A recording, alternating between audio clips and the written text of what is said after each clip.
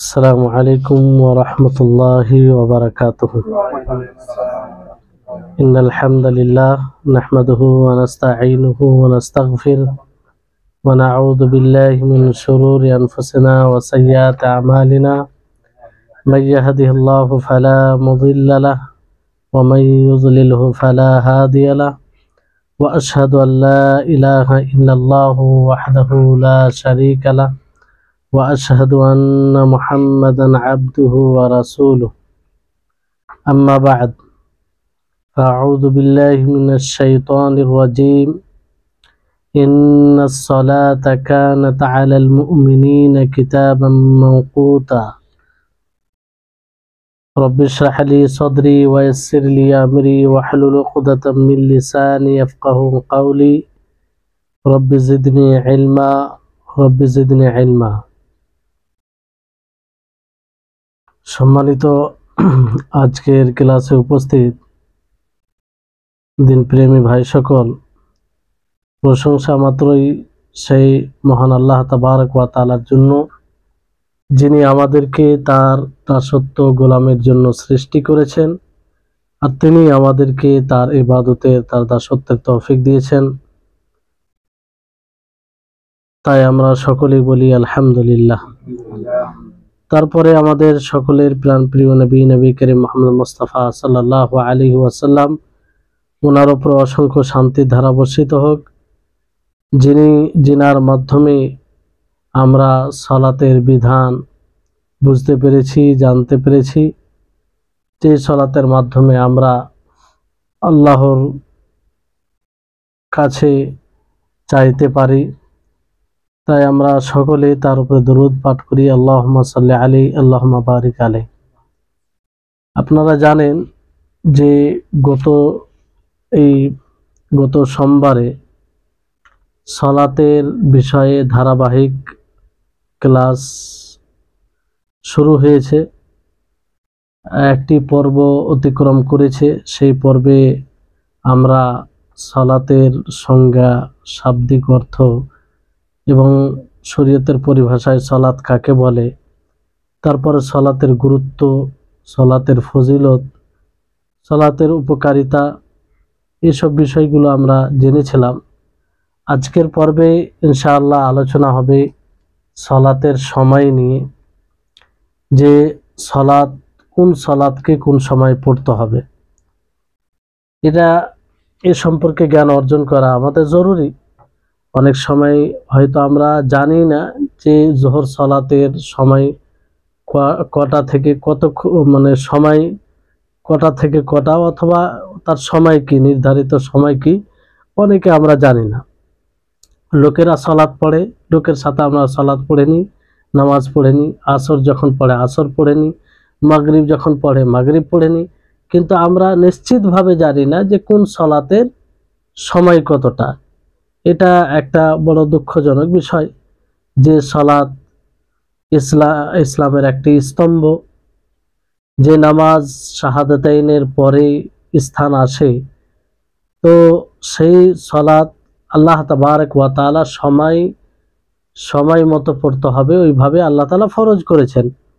যেমন আল্লাহ তাবারক ওয়া তাআলা বলেন, ইন্নাস সালাতা কানাত আলাল মুমিনিনা কিতাবাম মাওকুতা, যে নিশ্চয় সালাত মুমিনদের উপরে ফরজ করা হয়েছে সময় মতো। মানে নিজ ইচ্ছা মতো যখন ইচ্ছা পড়ে নিলাম তা নয়, যে সালাত যখন আল্লাহ তাবারক ওয়া তাআলা ফরজ করেছেন, যখন পড়তে বলেছেন তখনই পড়তে হবে। বুঝতে পারলেন? তো এটাকে আপনি ফিকহ শাস্ত্রের বইয়ে এই অধ্যায়ে, মানে যেটা নাম দেখবেন, শিরোনাম দেখবেন মাওয়াকিতুস সালাহ, যে সালাতের সময়। মিকাতের বহুবচন মাওয়াকিত বলা হয়। এটাকে বলা হয় যে নির্ধারিত সময়। প্রত্যেক সালাতের জন্য নির্ধারিত সময় রয়েছে, সেই নির্ধারিত সময়েই সালাত পড়তে হবে। বিশেষ কারণ থাকলে তার কথা ভিন্ন। বুঝতে পারলেন? কারণ আল্লাহ তাআলা নির্ধারিত সময়ে সালাত ফরজ করেছেন। তো এই ব্যাপারে একাধিক হাদিস আছে সালাতের বিষয়ে, যে কোন সালাতকে কখন পড়তে হবে। একটি হাদিস রয়েছে যেমন সেই হাদিসটাকে বলা হয় হাদিসে ইমামতি জিব্রিল, মানে জিব্রিল আলাইহিস সালাম ইমামত করেছিলেন। তো সেই হাদিসে জিব্রিল আলাইহিস সালাম যোহর সালাত প্রথম দিন পড়েন যখন সূর্য মধ্য আকাশ থেকে ঢলে যায়, বুঝতে পারলেন?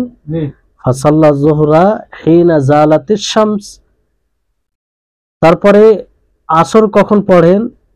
যখন প্রত্যেকটা জিনিসের ছায়া তার সমপরিমাণ হয়েছে কিংবা সমপরিমাণ হয় তখন আসর সালাত পড়েন। তাহলে এখান থেকে এটা বোঝা যাচ্ছে যে যখন যে কোনো জিনিসের ছায়া তার সমপরিমাণ হবে তখন আসর সালাতের সময় শুরু হয়ে যাবে। যেমন এই মোবাইল আছে, এই মোবাইল যখন আপনি সূর্য ঢলে যাওয়ার পর মধ্যস্থান থেকে পূর্ব দিকে, তাই না? তো পূর্ব দিকে যখন ঢলে যাবে তারপরে যখন এই মোবাইলটা রেখে তার সমপরিমাণ ছায়া হয়ে যাবে তার মানে আসরের সময় শুরু হয়ে গেছে। যে ফাসাল্লাল আসরা হিনা সারা জিল্লু কুল্লি শাইইন মিথলুহু, প্রত্যেকটা জিনিসের সমপরিমাণ ছায়া। তারপরে মাগরিব কখন পড়লেন? যখন সূর্য একদম ডুবে যায়, অস্তমিত হয়ে যায়, তখন মাগরিব পড়লেন। তার মানে মাগরিবের যেটা সময় হচ্ছে সূর্য অস্তমিত হওয়ার পরেই মাগরিবের সময় আরম্ভ হয়ে যায়। তারপর এশা সালাত কখন পড়েন? ফাসাল্লাল ইশা হিনা গাবাশ শাফাক। এশা সালাত কখন পড়েন? যখন পশ্চিম আকাশে একটা লাল থাকে, লালিমা বলা হয়, সন্ধ্যা লালিমা বা লাল ধরনের থাকে, ওটা যখন গায়েব হয়ে যায়, অনুপস্থিত হয়ে যায়, তখন এশা সালাতের সময় আরম্ভ হয়ে যায়। বুঝতে পারলেন? তাহলে এশা সালাত এগুলো আগের মানুষ খুব ভালোভাবে বুঝতে পারবে, কারণ আকাশের দিকে তারা তাকাতো। এখন ঘড়ি এসে হয়তো আমরা লক্ষ্য করি না, কিন্তু আমরা যদি দেখি তাহলে একদম মিলে যাবে যে যখনই পশ্চিম আকাশে যে লাল কি ভাবটা থাকে সেটা যখন গায়েব হয়ে যাবে, অদৃশ্য হয়ে যাবে, তখন এশা সালাতের সময় শুরু হয়ে যায়। বুঝতে পারলেন? তারপর আবার ফজর সালাত কখন পড়েন? যখন ভোরের আলো ফুটে যায় তখন ফজর সালাত পড়লেন। তাহলে এখানে এক সময় জিবরিল আলাইহিস সালাম এর মাধ্যমে জানা যায়। বুঝতে পারলেন? পরের দিন আবার জিবরিল আলাইহিস সালাম এসে আবার সালাত পড়েন। সেই হাদিসে মানে হাদিস এসেছে যে যখন প্রত্যেকটা জিনিসের ছায়া তার সমপরিমাণ হয় তখন কিসের সালাত পড়েন? যোহরের সালাত। এই হাদিসে মানে পরের দিন। বুঝতে পারলেন? আসর সালাত কখন পড়েন?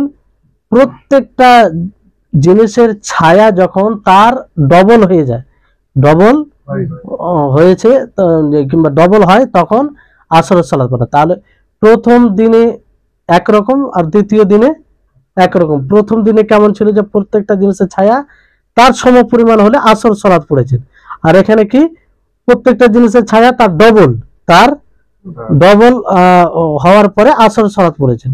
বুঝতে পারলেন? তাহলে দুই রকম সময় এখান থেকে বোঝা যাচ্ছে, তাই না? তারপরে মাগরিব সালাত কখন পড়েন? যখন সূর্য অস্তমিত হয়, এখানে কোনো সমস্যা নেই। আর এশার সালাত কখন পড়েন?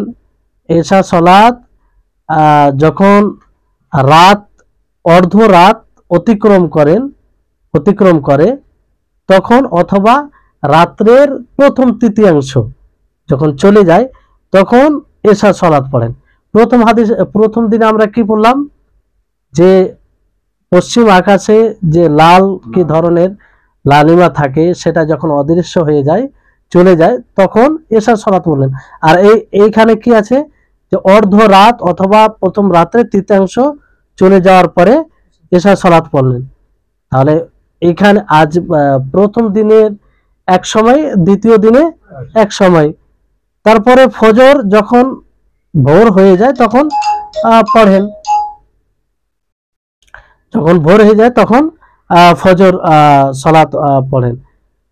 তাহলে তারপরে বলা হয় যে মা বাইনা হাদাইনিল ওয়াক্তাইনি ওয়াক্ত, যে এই যে দুই সময়ে সালাত পড়া হলো, যোহর সালাত দুই সময় পড়া হলো না, প্রথমে বলা হলো সূরজ ঢলে যাওয়ার পরে পরে জোহর সালাত পড়েছেন প্রথম দিনে। দ্বিতীয় দিনে কি প্রত্যেকটা জিনিসের ছায়া তার সমপরিমাণ হওয়ার সময়, বুঝতে পারলেন? তাহলে এই তারতম্য হলো কি হলো না? তারপরে আসর সালাত প্রথম দিনে কি যে এক প্রত্যেকটা জিনিসের ছায়া তার সমপরিমাণ, দ্বিতীয় দিনে তার ডবল, বুঝতে পারলেন? আর মাগরিব ওই একই। এশা প্রথম দিনে কি কেমন যে পশ্চিম আকাশে যে লালিমা দেখা যায় লাল লাল কি ধরনের, সেটা অদৃশ্য হয়ে যাওয়ার পরে আর পরের দিন অর্ধরাত অথবা প্রথম রাত্রের তৃতীয়াংশ অতিক্রম করার পরে, বুঝতে পারলেন? তাহলে এইভাবে যে তারতম্য দেখা গেল। তারপরে ফজরের ব্যাপার বললো যে ভোরের আলো যখন ফুটে উঠলো তখন ফজর পড়লেন, এখানে একদম আলো সুস্পষ্ট হওয়ার পরে। তো এই দুই সময়ের মাঝে সলাতের সময় কে বললেন? জিবরিল আলাইহিস সালাম, বুঝতে পারলেন? তারপরে আব্দুল্লাহ ইবনে আমর রাদিয়াল্লাহু তাআলা আনহু থেকে আরেকটি হাদিসে সময়ের ব্যাপারে বর্ণিত আছে যে তিনি বলেন ওয়াক্তু যুহরি ইদা জালাতিশ শামসু ওয়া কানা যিল্লুর রাজুলি কাতুলিহি মা লাম ইয়াহদুরিল আসর, যে যোহর সালাতের সময় হলো যখন সূর্য পূর্ব দিকে মধ্য স্থান থেকে আকাশের মধ্যম থেকে পূর্ব দিকে কি হয় ঢলে যায়, বুঝতে পারলেন? আর প্রত্যেকটা মানুষের ছায়া তার সমপরিমাণ হয়, তার সমপরিমাণ হওয়া পর্যন্ত তার সময় থাকে। অর্থাৎ মানে প্রত্যেকটা জিনিসের কোনো মানুষের ছায়া তার সমান হওয়া পর্যন্ত জোহরের সময়, আর যেমন সমান হয়ে যায় আসর সময় শুরু হয়ে যায়, বুঝতে পারলেন? বুঝতে পারছেন?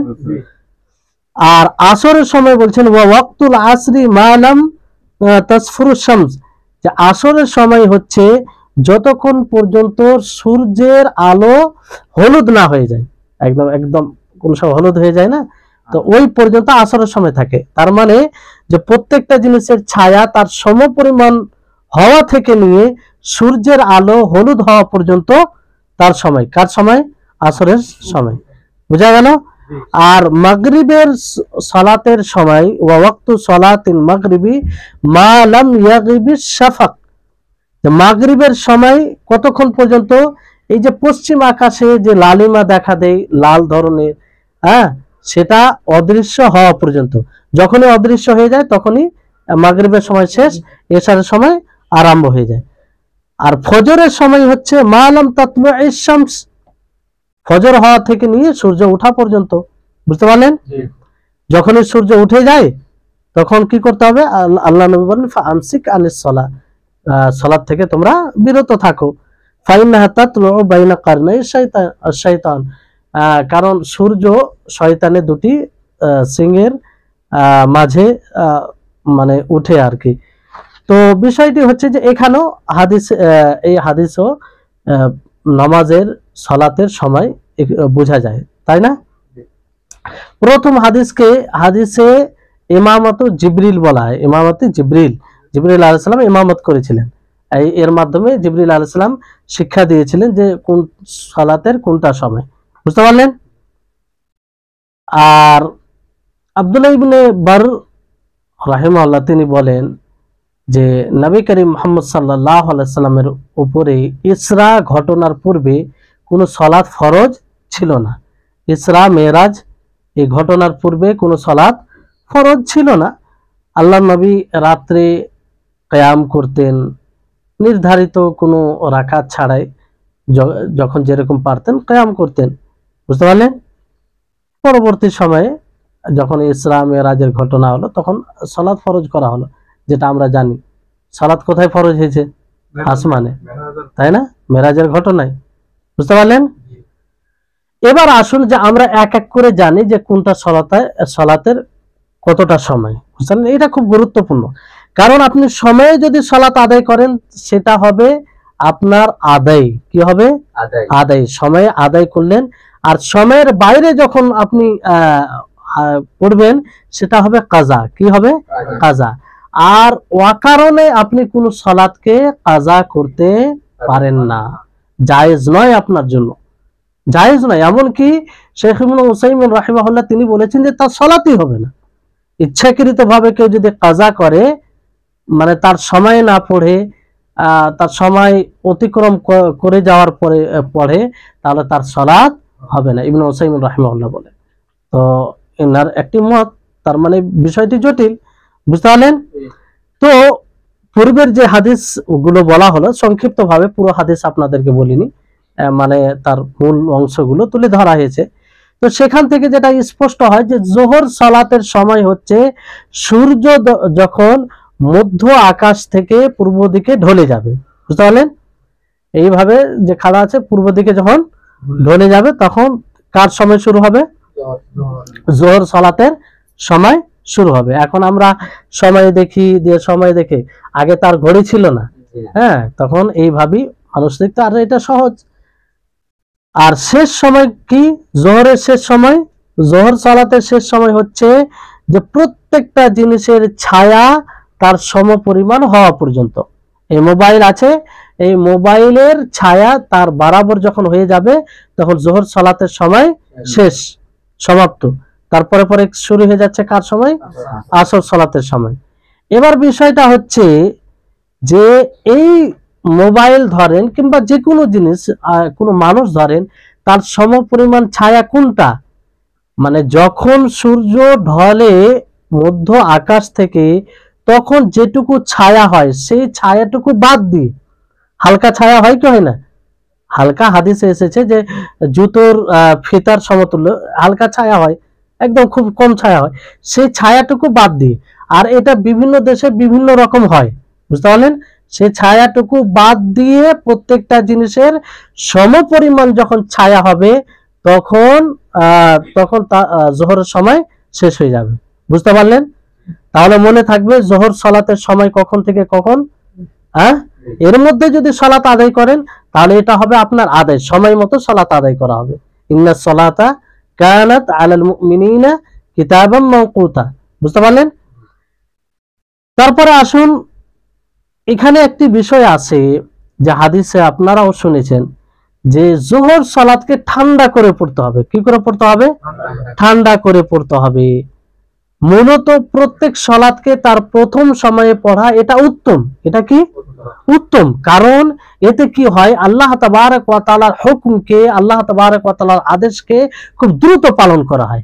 মানে যেমন সময় শুরু তেমন আপনি যদি পালন করেন, তার মানে কি আল্লাহর হুকুমকে আপনি দ্রুত পালন করলেন, আর এটা ভালো দিক, তাই না? এই জন্য উত্তম যে কোনো সালাতকে প্রথম সময়ে পড়া, এটা উত্তম।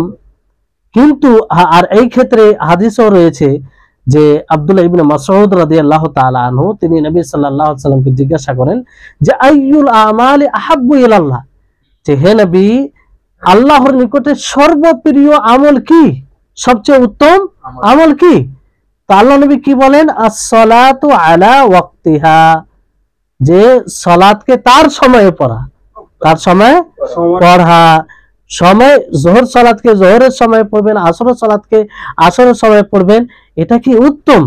তারপরে আবার মানে অন্য রিওয়ায়েতে এইভাবে এসেছে, অন্য রিওয়ায়েতে এইভাবে এসেছে আস-সালাতু ফি আউয়ালি ওয়াক্তিহা, যে সর্বোত্তম আমল হচ্ছে যে প্রত্যেক সালাতকে তার প্রথম সময়ে পড়া, প্রথম সময়, বুঝতে পারলেন? যেমন সময় শুরু হওয়া তেমন আপনার সালাত পড়ে নেওয়া। তো এটাকে উত্তম সালাত বলা হয়েছে, উত্তম আমল বলা হয়, বুঝতে পারলেন?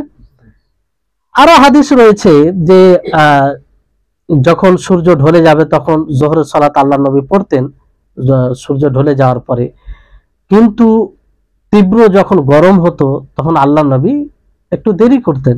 কি করতেন? দেরি করতেন। আর সেটাকে ইবরাদ বলা হয়। কি বলা হয়? ইবরাদ বলা হয়। যেমন আল্লাহ নবী সাল্লাল্লাহু আলাইহি সাল্লাম বলেন ইদাশতাদ্দাল হাররু ফাআবরিদু বিসসালাহ, যখন গরম তীব্র হবে, খুব গরম, প্রখর রোদ, প্রখর গরম হবে, তখন তোমরা সালাতকে ঠান্ডা করো। কি করো?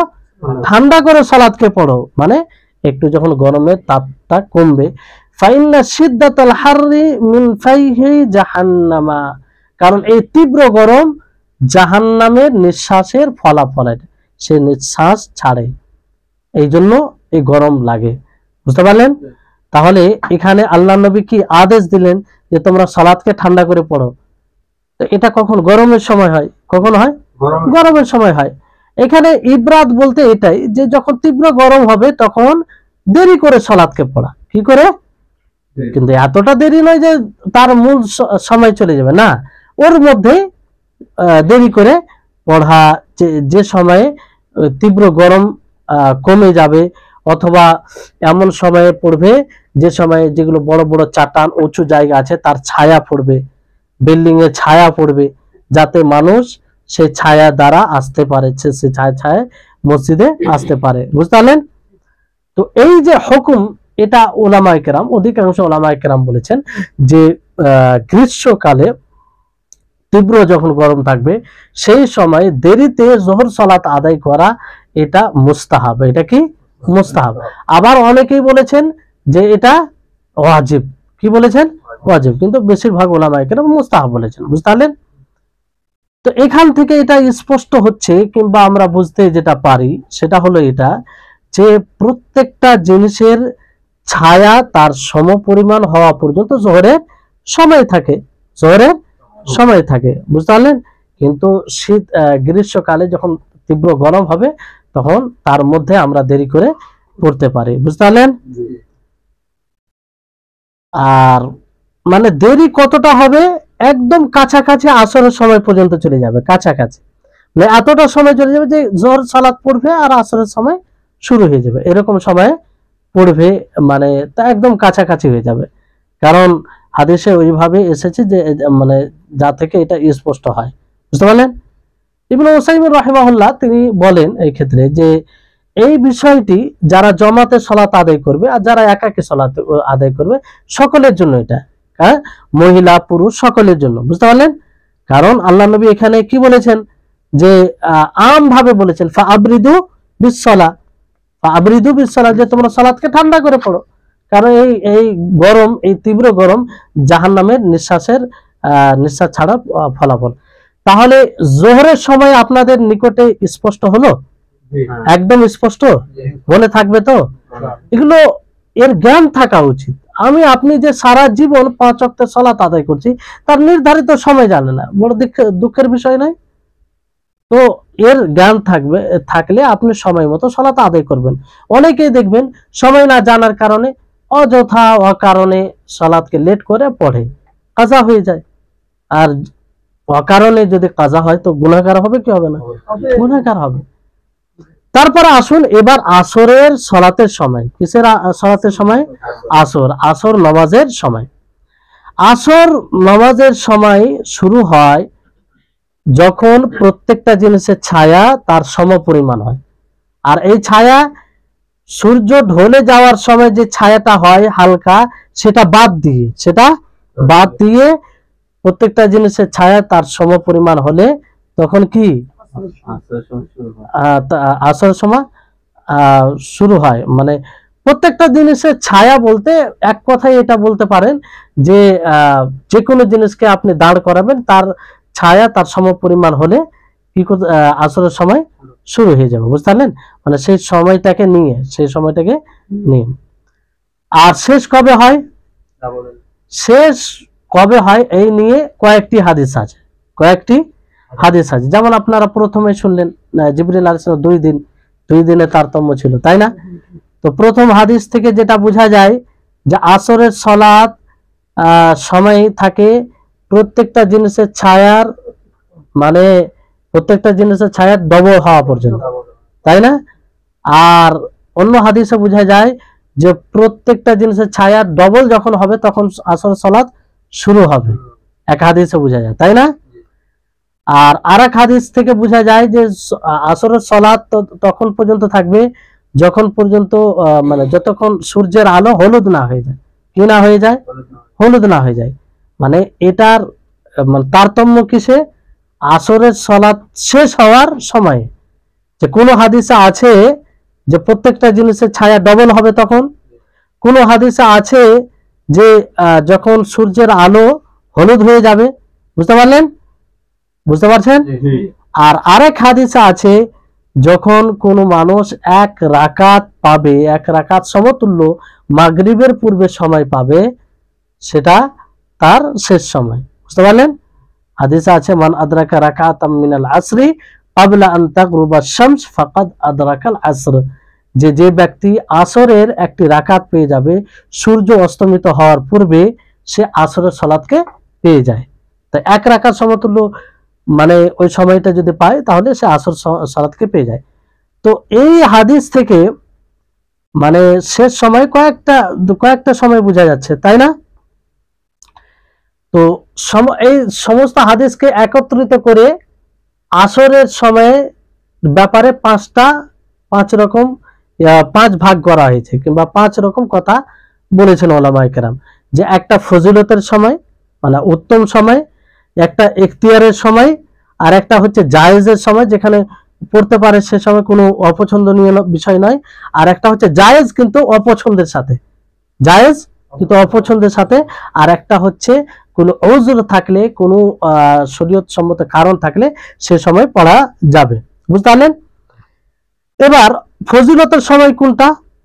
ফজিলতের সময় প্রথম সময়, যে প্রত্যেকটা জিনিসের ছায়া যখন তার সমপরিমাণ হয়ে যাবে তারপরেই যেটা সময় শুরু হবে সেটা ফজিলতের সময়। সেই সময় যদি কেউ সালাত আদায় করে তাহলে সেটা ফজিলতের সময়, উত্তম সময়। আর ইখতিয়ারের সময় কোনটা? যে সেই সময় থেকে নিয়ে প্রত্যেকটা জিনিসের ছায়া তার ডবল হওয়া পর্যন্ত, তার ডবল ছায়া হওয়া পর্যন্ত সেই সময় এটা ইখতিয়ারি, মানে এই সময় কেউ পড়লে পড়তে পারে, অসুবিধা নেই। তবে এটা একাকী হলে, জামাত হলে ওই এই বিষয়, জামাতকে ছেড়ে এইভাবে করতে গেলে এটা গুনাহ হবে। বুঝতে পারলেন? একটু মনোযোগ দিয়ে শোনার চেষ্টা করতে হবে, এগুলো একটু মানে মনোযোগ দিয়ে না শুনলে বোঝা যাবে না। বুঝতে পারলেন? তারপরে জায়েজ সময় কোনটা? যে সূর্যের আলো হলুদ হওয়া পর্যন্ত, এটা জায়েজ, যা আপনি ওই পর্যন্ত পড়তে পারেন। বুঝতে পারলেন? তারপরে জায়েজ কিন্তু অপছন্দের সাথে, অপছন্দ জায়েজ নামাজ হয়ে যাবে আপনার, কিন্তু অপছন্দ এটা কখন? একদম সূর্যের আলো হলুদ হওয়া থেকে নিয়ে সূর্য অস্তমিত হওয়া পর্যন্ত। বুঝতে পারলেন? আর মানে উজুরের সময় যে শরীয়ত সম্মত কারণে আপনি সে সময় পড়তে পারেন, সেটা কোনটা? যে এক রাকাত পড়ার মতো আপনি সময় পেলেন, সে সময় পড়বেন। কোনো উজুর ছিল আপনার কাছে, পড়তে পারেননি, সেই সময় আপনি পড়ে, তো সেই সময় পড়তে হবে। তাহলে এই 5টা সময় এইভাবে সমস্ত হাদিস একত্রিত জমা হয়ে যায়, মানে সমস্ত হাদিসের উপর আমল হয়ে যায়। বুঝতে পারলেন? তো এই হচ্ছে বিষয়। তবে এই তারতম্য তখনই বললাম যে যখন জামাত নিয়ে আপনি ভাববেন যে জামাত ওই সময়ে হবে, তখন এই বিষয়টি। আপনি জামাতকে ছেড়ে ভাববেন যে আমি ইখতিয়ারের সময় পড়বো, তাহলে আপনি গুনাহগার হবেন। কারণ জামাতে নামাজ পড়া কি? জামাতে নামাজ পড়া কি ফরজ, ওয়াজিব। ওই কারণে আপনি জামাত ছেড়ে নামাজ পড়তে পারেন না, গুনাহগার হবেন। আপনি কি হবেন?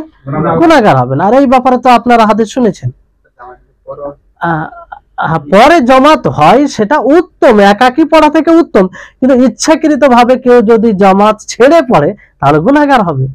এখন যেমন ধরেন যে কোনো ব্যক্তি কাজকর্মে, বিশেষ কাজে ইচ্ছাকৃত নয়, জামাত ছুটে গেছে, তো পরে যে পড়বে সাথে আর 2-1 হলে বেশি, একাকী পড়া থেকে 2-1জনকে সাথে নিয়ে পড়তে গেলে বেশি ভালো, হাদিস দ্বারা যেটা বোঝা যায়।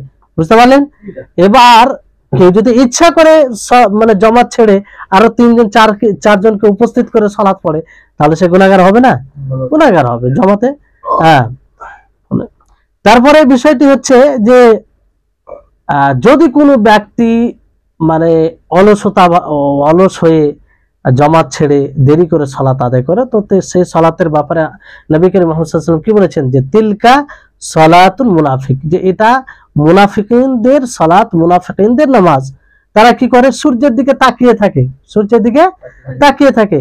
যখন সূর্য মানে ডুবার মাঝে মাঝে চলে আসে, তখন কি করে? এসে 4বার ঠোকর মারে, 4বার মানে মানে তাড়াহুড়া করে, আর এইভাবে তারা সালাত শেষ করে দেয়। লা ইয়াযকুরুল্লাহ ইল্লা কালিলা, এই ধরনের লোক আল্লাহকে খুব কমই স্মরণ করে।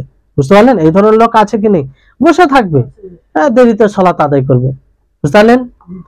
তো এখানে একটা বিষয় দেখবেন যে আমাদের হানাফি ভাইরা অনেক মানে তাদের নিকটে যেহেতু সূর্যে আসরের সালাত শুরু হয়, মানে ইমাম আবু হানিফার যেটা মত সেই অনুযায়ী আসরের সালাত শুরু কখন হয়?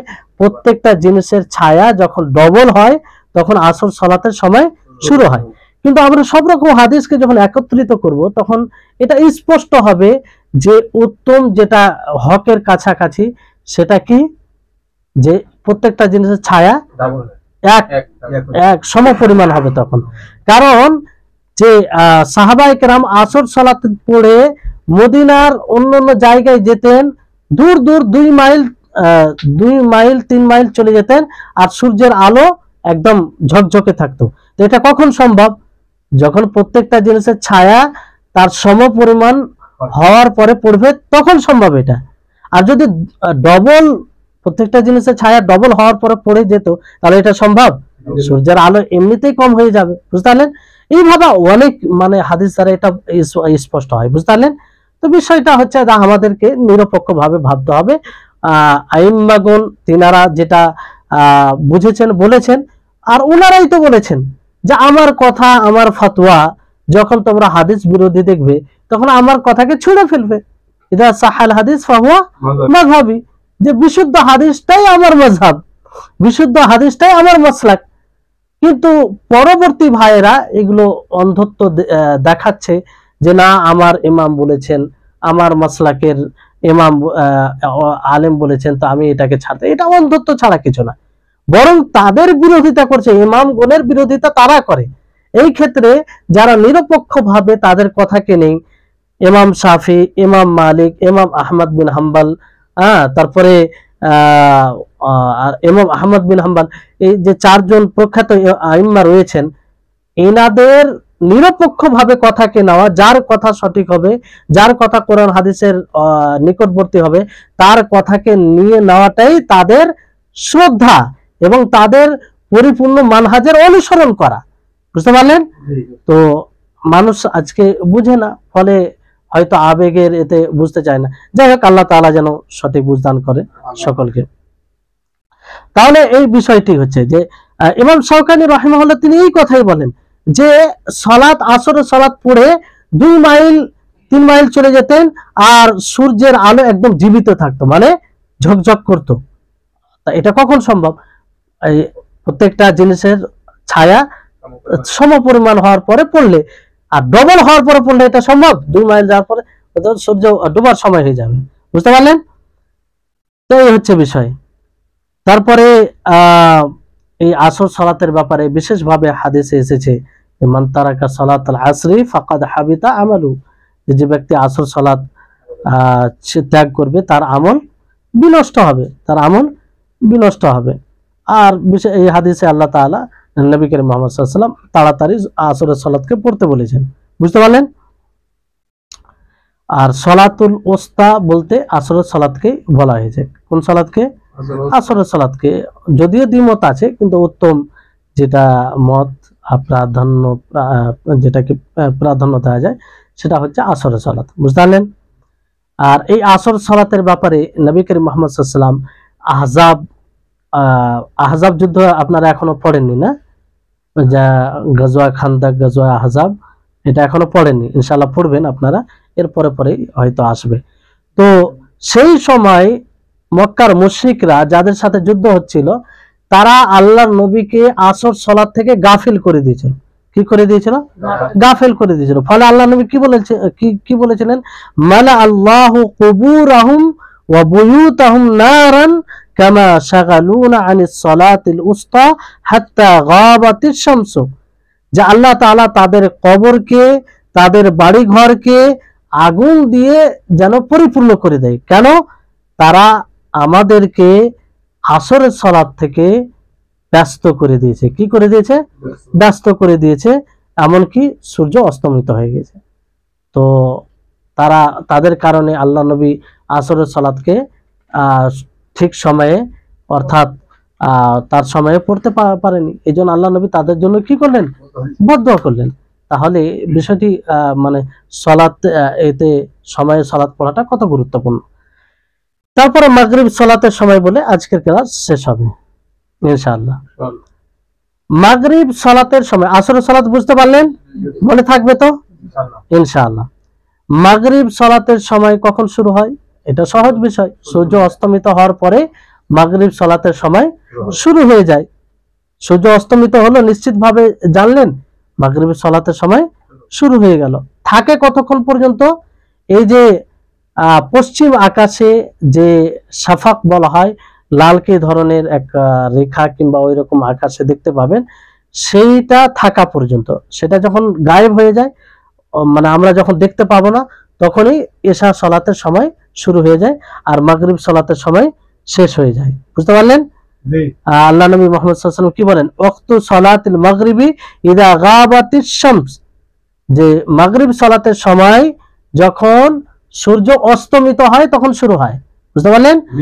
মালাম ইয়াগিবিশ শাফাক, শাফাক অদৃশ্য না হওয়া পর্যন্ত এর সময় থাকে। শাফাক বলতে পশ্চিম আকাশে যে লালিমা, লালকি ধরনের রেখা বলতে পারেন, কিংবা আকাশে একরকম লাল থাকে, সেটা গায়েব হওয়া পর্যন্ত। বুঝতে পারলেন? তো এই হচ্ছে বিষয়। এবার মাগরিব সালাতকে দ্রুত পড়তে হবে, এটা মুস্তাহাব, আর দ্রুতই বেশিরভাগ পড়ে। আল্লাহ নবীও তাই দ্রুত পড়তেন এটাকে। দ্রুত প্রত্যেক সালাতকে ধরেন তার প্রথম সময়ে পড়া, এটা মুস্তাহাব। এমনকি রাফে বিন খাদিজ রাদিয়াল্লাহু তাআলা আনহু তিনি বলেন, কুননা নুসাল্লি মা'আন নবী সাল্লাল্লাহু আলাইহি ওয়াসাল্লাম আল মাগরিবা ফায়ানসারিফু আহাদুনা ওয়া ইন্নাহু লা ইউবসারু মাওয়াকিউ নাবলিহি, লা ইউবসারু, যাই হোক হাদিসে এইভাবে এসেছে। রাফে বিন খাদিজ তিনি বলেন যে আমরা নবী করিম মুহাম্মদ সাল্লাল্লাহু আলাইহি সাল্লামের সাথে কি পড়ছিলাম? সালাত পড়তাম। সালাত পড়তাম মাগরিবের, কিসের? মাগরিবের সালাত পড়তাম, মাগরিবের নামাজ পড়তাম। আমাদের মধ্যে কেউ ফিরে আসতো, তো সেই সময় সে তীর পড়ে যাওয়ার জায়গাকে দেখতে পেত। মানে এত দ্রুত সালাত আদায় করতেন যে তখনও কিছুটা আলো থাকতো। তীর পড়ে যাওয়ার জায়গাকে দেখা যদি যায়, তো অবশ্যই রাত তখন হয় না। বুঝতে পারলেন? একটু আলো থাকে। তো এইরকম অবস্থা। তার মানে এখান থেকে বোঝা যায় যে আল্লাহ নবী খুব দ্রুত মাগরিবের সালাত আদায় করতেন। তো দ্রুত মাগরিবের সালাতকে আদায় করা, এটা কি? এটা সুন্নাহ। আর আতিয়া বিন আমির থেকে বর্ণিত আছে যে নবী সাল্লাল্লাহু আলাইহি ওয়াসাল্লাম বলেন, লা তাজালু উম্মতি বিখাইরিন, যে আমার উম্মত কল্যাণের মধ্যে থাকবে, অথবা ফিতরাত আসল স্বভাবের উপরে থাকবে, মালাম ইউআখিরুল মাগরিবা হাত্তা তাশতাবিকান নুজুম, যতক্ষণ না তারকা উজ্জ্বল হওয়া পর্যন্ত বিলম্ব করবে না। মাগরিবের সময় তারকা উজ্জ্বল হবে তার আগেই পড়ে নেবে। বুঝতে পারলেন? তাহলে এখান থেকেও এটা স্পষ্ট হয়। তো এই হচ্ছে আজকের আমরা ক্লাসে তিনটি সালাতের সময় জানলাম। প্রথম জোহর সালাতের সময়, দ্বিতীয় আসর সালাতের সময়, তৃতীয় মাগরিব সালাতের সময়। ইনশাআল্লাহ আগামী পর্বে, আগামী ক্লাসে আমরা ইশা ও ফজর সালাতের সময় জানবো ইনশাআল্লাহ। আল্লাহ তাআলা যেন আমাদের সকলকে এইসব বিষয়কে বুঝার এবং সময় মতো সালাত আদায় করার তৌফিক দান করেন। কারণ সময় অনুযায়ী সময় মতো পড়ার প্রতি আমরা আদিষ্ট, এটারই আদেশ আল্লাহ তাআলা আমাদেরকে করেছেন, কিংবা এইভাবে ফরজ করেছেন। আল্লাহ তাআলা যেন আমাদেরকে সালাতের বিষয়ে মনোযোগী এবং যত্নশীল হওয়ার তৌফিক দান করেন। ওয়া আখিরু দাওয়ানা আনিল হামদুলিল্লাহি রাব্বিল আলামিন। আসসালামু আলাইকুম ওয়া রাহমাতুল্লাহি ওয়া বারাকাতুহু।